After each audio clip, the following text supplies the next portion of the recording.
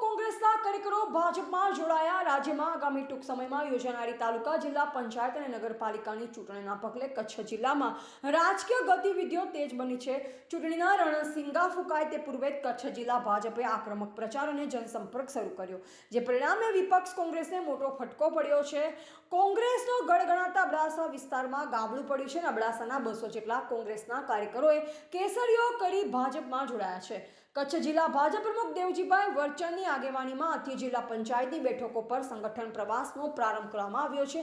આ પ્રવાસના પ્રથમ દિવસે જ અબડાસા તાલુકાના મોથાળા અને નલિયા ખાતે યોજાયેલ બેઠકમાં વિચારધારા અને વિકાસ કામોથી પ્રેરાઈ કોંગ્રેસના 200થી વધુ સક્રિય કાર્યકરો અને આગેવાનોએ પક્ષ સાથે છેડો ફાડી ભાજપનો કેસરીયો ખેસ ધારણ કર્યો।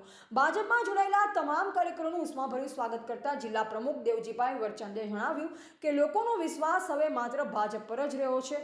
કોંગ્રેસના કાર્યકરો પણ હવે સમજી ગયા છે કે જનસેવા અને વિકાસ માત્ર ભાજપમાં શક્ય છે। 200 જેટલા આગેવાનોનું ભાજપમાં જોડાવું એ સાબિત કરે છે કે આગામી ચૂંટણીઓમાં વિપક્ષનું અસ્તિત્વ જોખમાઈ રહ્યું છે। ચૂંટણી જાહેર થાય તે પહેલા જ આટલી મોટી સંખ્યામાં પક્ષ પલટો થતા રાજકીય ચહલ પહલ તેજ બની છે। ખાસ કરીને આજે અબડાસા તાલુકાની મુલાકાત લીધી। આજે ભારતીય જનતા પાર્ટી કચ્છ જિલ્લા દ્વારા અબડાસા તાલુકાની જિલ્લા પંચાયતના સહ પ્રવાસનો આજે અત્રેથી પ્રારંભ થયો છે।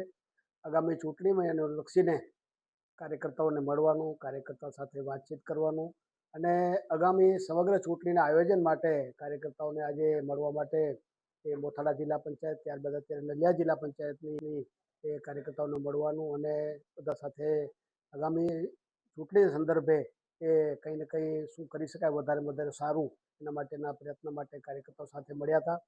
સંપૂર્ણ વિસ્તારમાં ભારતીય જનતા પાર્ટીના એ સાંસદ હોય, ધારાસભ્યશ્રી હોય, અમારા તાલુકા પંચાયતના પ્રમુખ હોય અને સરકારશ્રી દ્વારા એ જે પ્રકારે આ દેશના સન્માનીય વડાપ્રધાન નરેન્દ્રભાઈના નેતૃત્વમાં જે પ્રકારના વિકાસના કામો થઈ રહ્યા છે, એ જ પ્રકારે ગુજરાતમાં માનનીય ભૂપેન્દ્રભાઈ પટેલની સરકાર દ્વારા જે કામો થયા છે અને અમારા સ્થાનિક આગેવાનો દ્વારા જે પ્રકારે એ કામો જે વિકાસના થયા છે એને ધ્યાનમાં રાખીને આખો વિસ્તાર એ ભારતીય જનતા પાર્ટી સાથે છે એવું અત્યારે લાગે છે।